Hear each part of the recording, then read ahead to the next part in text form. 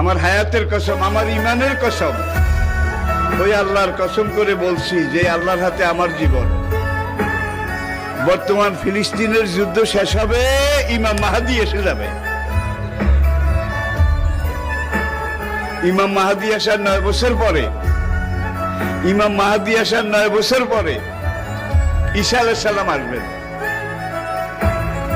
আর ইমাম মাহাদি আসার পরে 9 বছর এটার মধ্যে দাজ্জাল তার আবির্ভাব ঘটবে। এমন সময় আমি আপনাদের সাথে কথা বলছি, হাদিসের ভাষ্য অনুযায়ী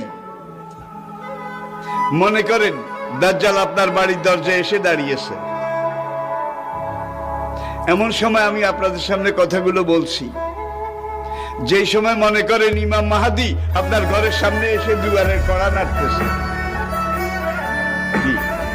কত কাছে!